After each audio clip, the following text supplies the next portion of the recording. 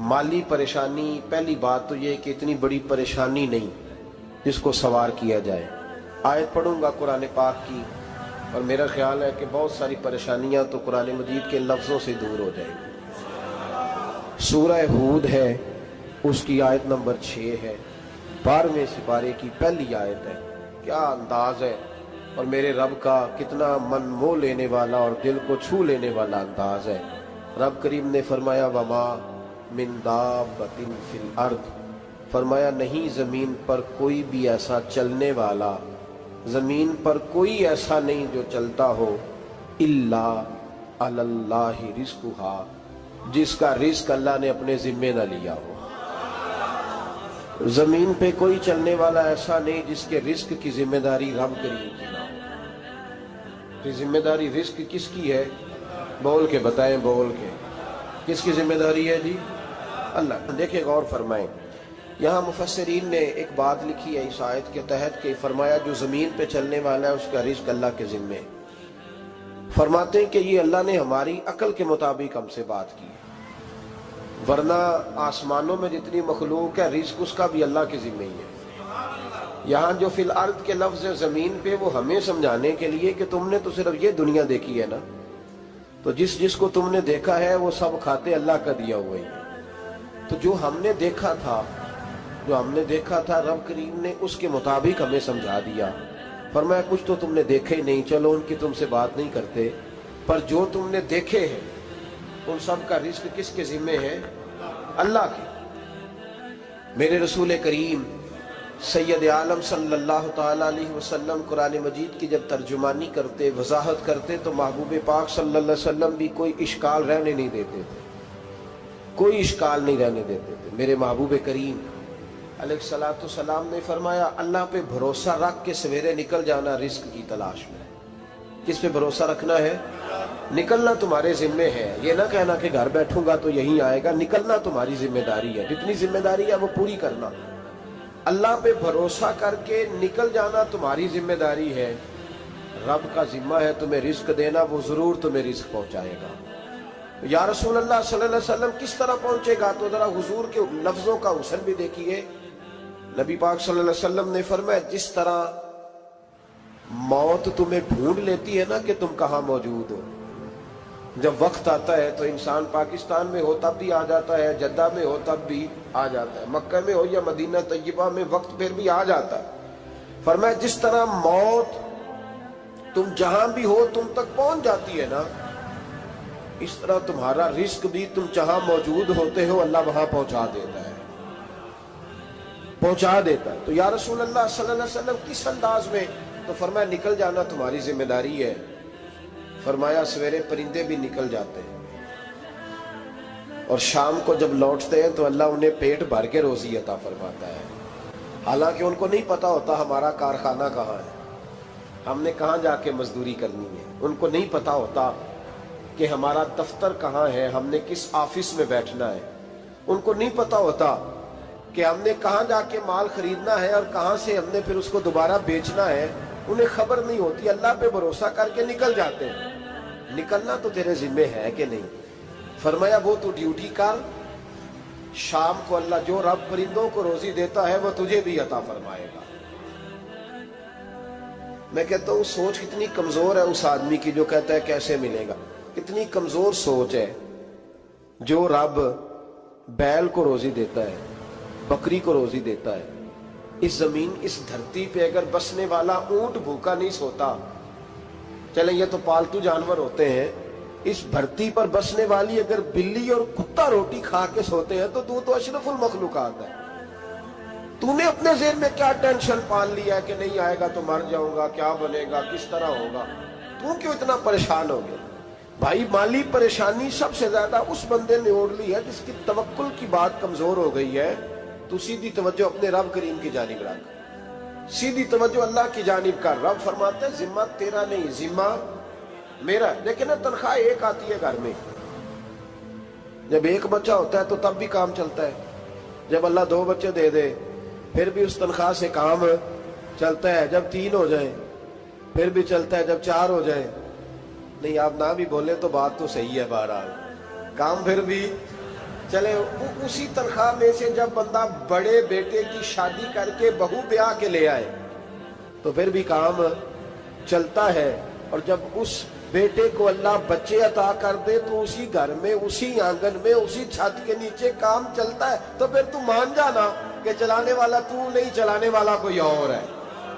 پھر تو مان جا کے چلانے والا کوئی تو اس وقت جب تنخواہ تیری لگی تھی تو کہتا تھا ابا ابھی میری شادی نہ کر، میں بیوی کو کیسے کھلاؤں گا؟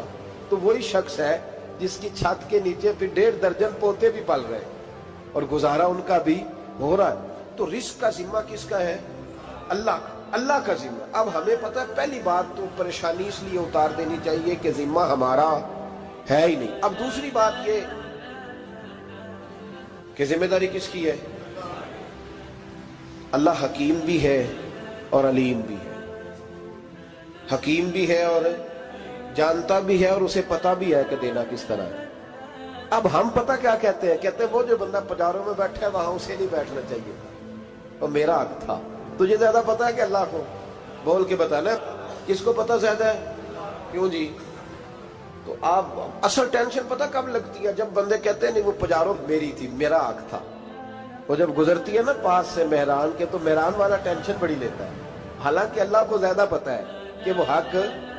ایک بات اپنے ذہن میں یاد رکھ لیں، رٹ لیں کہ جو میرے لیے بہتر تھا میرے رب نے مجھے دے دیا، تو بات ختم ہو گئی۔ بس وصل اچھا ہے نہ فراق اچھا ہے، یار جس حال میں رکھے وہی حال اچھا ہے۔ بس جو میرے حق میں بہتر تھا میرے رب نے مجھے، مسئلہ یہ ہے کہ تو اس پہ راضی ہونے کو تیار نہیں۔ حضرت علی کرم اللہ تعالیٰ وجہ الکریم نے میرے نبی پاک کی ایک حدیث بیان کی ہے، اور جناب علی جب یہ حدیث بیان کیا کرتے تھے تو حضرت مجاہد فرماتے ہیں یوں لگتا تھا کہ جیسے حضرت علی ہمیں ہر پریشانی سے نکال رہے ہیں۔ مولا علی شیر خدا رضی اللہ تعالیٰ عنہ فرماتے ہیں کہ مجھے میرے نبی پاک صلی اللہ علیہ وسلم نے ایک طریقہ دیا تھا ٹینشن فری ہونے کا۔ آپ فرماتے ہیں مجھے تو بڑا راس آیا ہے، تم بھی اگر کر لو گے تو تمہیں بھی فائدہ دے گا۔ کہا وہ کیا؟ حضرت علی کہنے لگے محبوب علیہ السلام نے فرمایا تھا لوگوں تم اللہ کے دیے ہوئے تھوڑے رزق پہ راضی ہو جاؤ، وہ تمہاری تھوڑی عبادت سے تم سے راضی ہو جایا کرے گا۔ بس تم 2 نفل بھی پڑھو گے تو اللہ راضی ہو جائے گا، تم 1 رکوع بھی سویرے اٹھ کے پڑھو گے تو وہ راضی ہو جائے گا، وہ تمہارے 313 درود شریف سے راضی ہو جائے گا، تم اس کے دیے ہوئے تھوڑے رزق سے راضی ہو جاؤ۔ ٹینشن اس لیے ہوتی ہے کہ ہم راضی نہیں جو اس نے ہمیں دیا ہے۔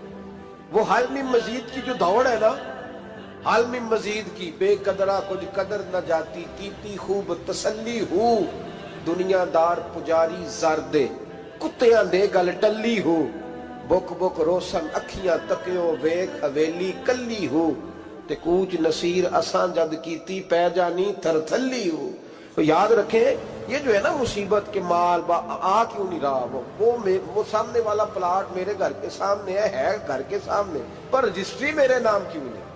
یہ مصیبت سانس نہیں لینے دیتی۔ موٹر سائیکل کھڑی کرتا ہے نا جب آ کے دکان سے روٹی کھانے آتا ہے، دفتر سے گھر آتا ہے، کاروبار سے آتا ہے، تو جہاں موٹر سائیکل کھڑی کرتا ہے وہ ٹینشن بڑی ہے کہ کبھی میری ہو جائے نا یہ والی جگہ، تو میں یہاں بھی بورڈ لگاؤں اپنے نام۔ اس نے مالی پریشانی پیدا کی۔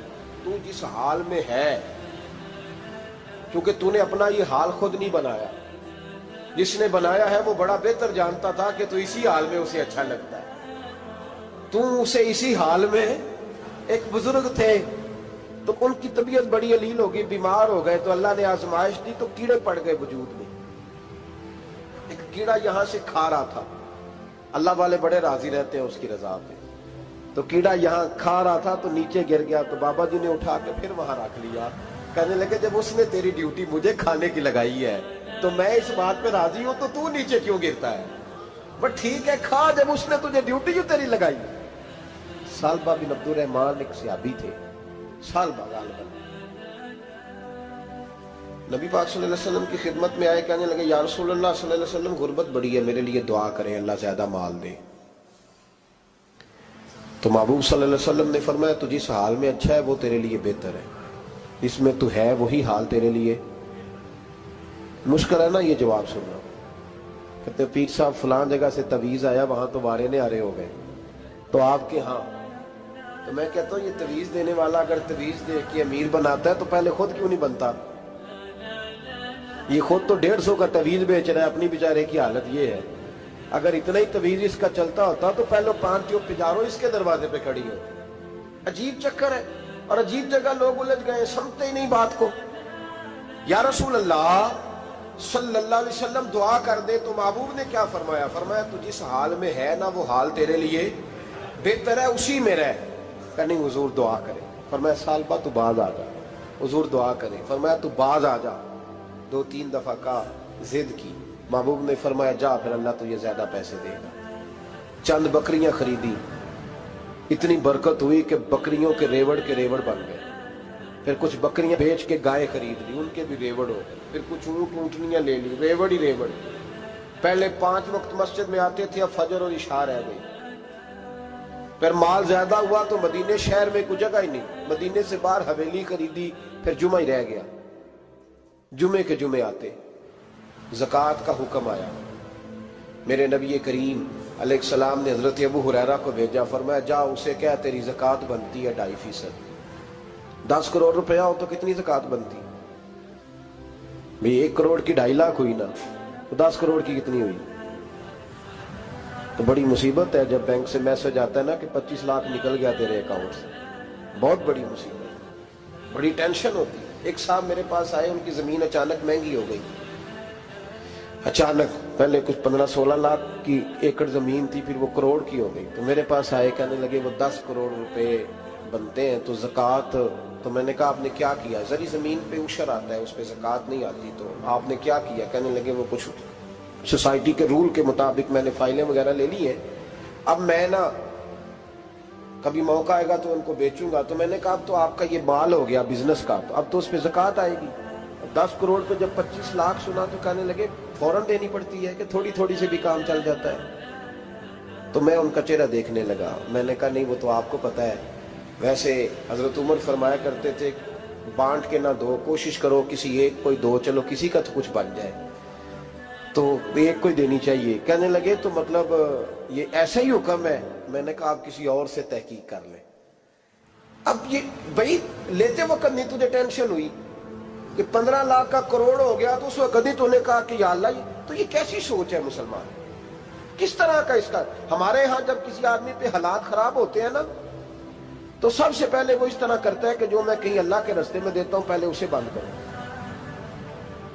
جس رستے تجھے آ رہا تھا پہلے تو نے وہ رستہ بلاک کیا۔ حضرت اسماء بنت ابی بکر صدیق کہتی ہیں میں حضور کو مسجد کے لیے، ادارے کے لیے، صحابہ صفہ کے لیے کچھ دے رہی تھی، تو میں نے گننا شروع کیا تو حضور مسکرانے لگے۔ حضور مسکراتے کیوں ہیں؟ تو فرمانے لگی، محبوب فرمانے لگے اسماء اللہ کے رستے میں گن گن کے نہ دیا کر، ورنہ وہ بھی تجھے گن گن کے دے گا، تو اس کے رستے میں بے حساب دے، وہ بھی تجھے بے حساب ہی عطا فرمائے۔ لیکن پہلے یہ والا پہلے دروازہ بند کرو، یہاں سے پیسے ختم ہو رہے ہیں، تو اس طرح کرنا بھائی۔ اس دفعہ سوٹ ذرا گرمیوں والے نہ خرید، لیکن جو تو اللہ کے رستے میں دے رہا ہے اسے دیتا رہے۔ لیکن ہم اپنا نقصان کرتے ہیں، زیادتی کرتے ہیں اپنے ساتھ۔ میں نے آپ کو پہلے بھی بتایا تھا پیار کی بولی ہے، پھر بولتا ہوں۔ ایک بڑے بڑے پیار والے دوست ہیں، ایک دفعہ مجھے کہنے لگے کہ آپ کئی دفعہ اعلان کرتے ہیں تو مجھے اچھا نہیں لگتا، اور آپ ادارہ بھی بہت زیادہ بننے والا ہے، بڑی چیزیں میں دیکھتا ہوں جو ہوں تو بڑا نظام اچھا ہو جائے، آپ دعا کریں اللہ مجھے پیسے دے تو میں بڑے سارے خرچ کروں گا اس کے رستے میں۔ تو میں نے کہا یا اللہ اسے 10 کروڑ دے، یہ 9.5 کروڑ تیرے رستے میں دے دے گا۔ تو چپ کر گیا، جس طرح آپ نہیں کر گئے سارے، چپ کر گیا وہ بھی۔ اس نے کہا جی نہیں جی انشاءاللہ کریں گے۔ تو میں کیا پلیا جی دے دعا پہ ہی ہوں، ابھی تو وہ آئیں گے تو تب دیکھی جائے گی، تو تو یہیں اڑ گیا ہے۔ یعنی 9.5 کروڑ اللہ کے رستے میں خرچ کرنے کی دعا پہ بھی آمین کوئی نہیں کہتا کہ چلو آمین ہی کہہ دیں۔ تو میں کہا تینوں تے 50 لاکھ بچتا سی پیا، لیکن تو اس سودے پہ تیار ہے۔ جب یہ سوچ ہوتی ہے، یہ غلط سوچ ہے، یہ بات تو اگر تم مسکرانے والی، لیکن یہ سوچ صحیح نہیں۔ حضرت عثمان غنی رضی اللہ تعالیٰ عنہ کہتے ہیں جس وقت نبی پاک صلی اللہ علیہ وسلم نے اعلان کیا نا جنگ کے موقع پر کہ 800 سپاہیوں کا خرچہ چاہیے، کہتے ہیں میرے پاس 600 کا تھا۔ یہاں ایک روایت میں حضور نے 1000 کا اعلان کیا تو میرے پاس 800 کا تھا۔ جب 2-3 دفعہ نبی پاک نے اعلان کیا تو کہتے ہیں میں نے کھڑے ہو کے کہا یا رسول اللہ پورا 800 میری طرف سے۔ کہتے میں نے 200 سپاہی کا خرچہ ادھار اٹھایا لیکن پورے 2 مہینے نہیں گزرے تھے، رب کریم نے مجھے کئی گنا کر کے پیسے واپس عطا فرما دیے۔ پر بات تو یہ ہے کہ تیری وہاں لو لگی ہو، تو تجارت کرتا ہے ان لوگوں کے ساتھ جو کیا دے سکتے۔ تو سالبہ کے پاس حضور نے پیغام بھیجا، پہلے تو کہا تیرے لیے بہتر نہیں مال، جب اصرار کیا تو بڑی برکت ہو گئی، بڑا آیا تو فرمایا زکوٰۃ دے، 2.5 زکوٰۃ ہے۔ اب جب سوچا کہ 5 اونٹوں پہ ایک بکری جائے گی اور بڑا سارا مجھے دینا پڑے گا، اب جب غور کیا تو یہ تو نہ کہا کہ میں نہیں دیتا۔ حضرت ابو ہریرہ سے کہنے لگے نبی کریم علیہ السلام کی خدمت میں عرض کرنا کہ میں خود آؤں گا۔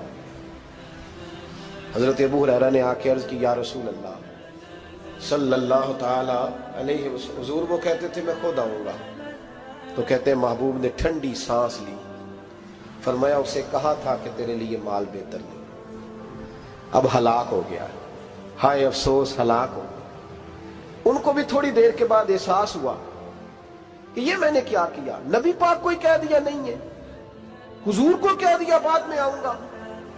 اب دوڑے آئے، عرض کی حضور میں سارا کچھ لے کے آیا ہوں، قبول کر لیں۔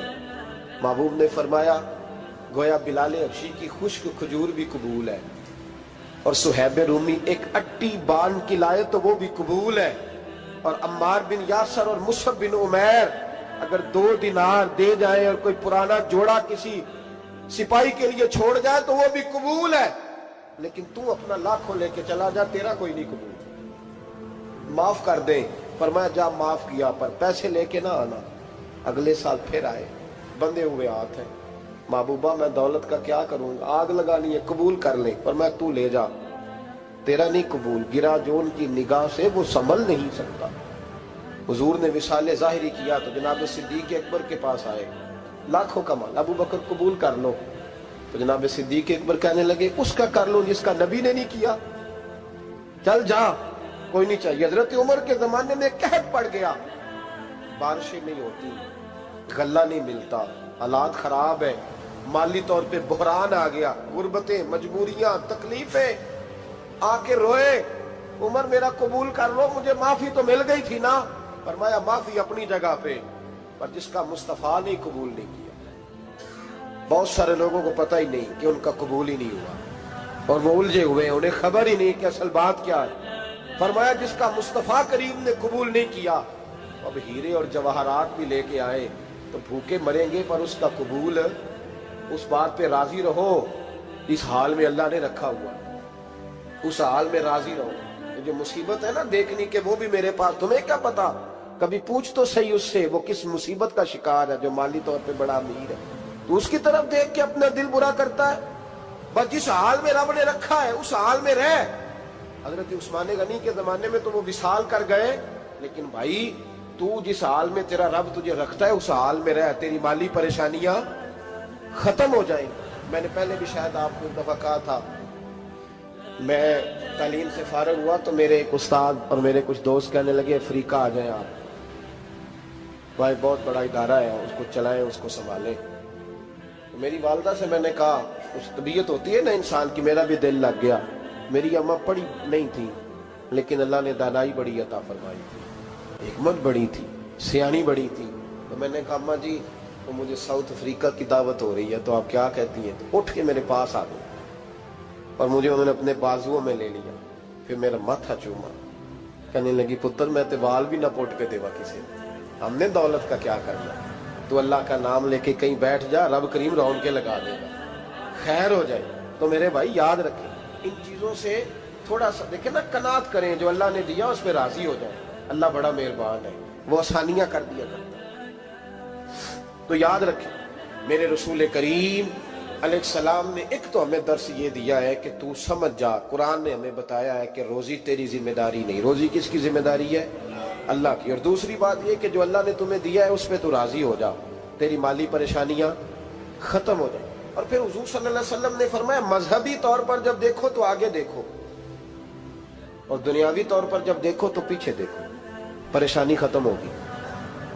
مذہبی طور پر جب دیکھو، جو 5 نمازیں پڑھتا ہے وہ تہجد پڑھنے والے کو دیکھے، اور جو تہجد پڑھتا ہے وہ اشراق چاشت پڑھنے والے کو دیکھے، اور جو بندہ اشراق اور چاشت پڑھتا ہے پھر اس کو دیکھے جو سارا دن مصطفیٰ پہ درود پڑھتا ہے۔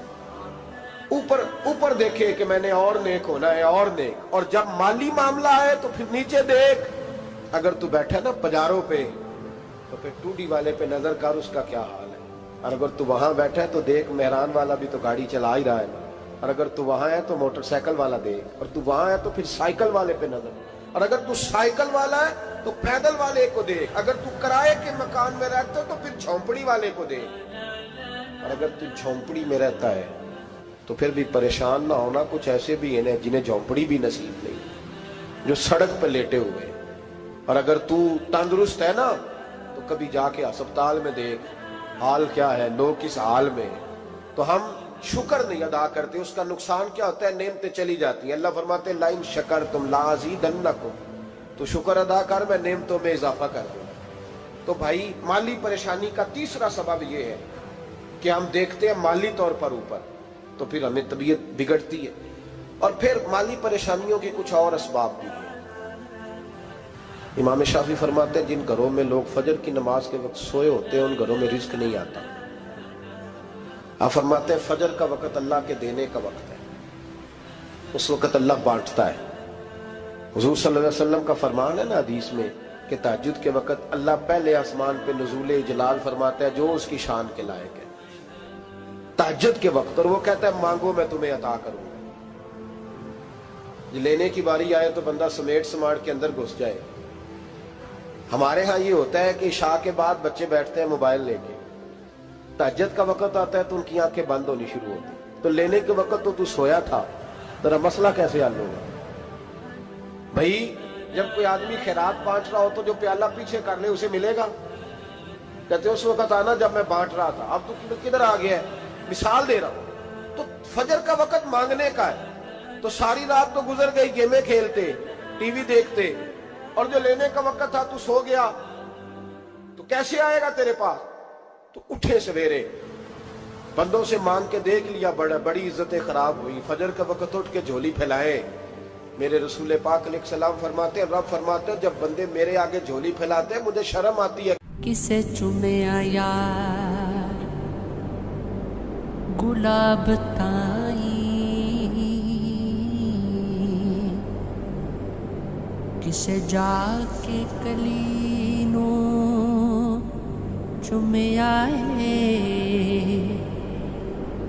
किसे चुमे यार दी चौखटनो,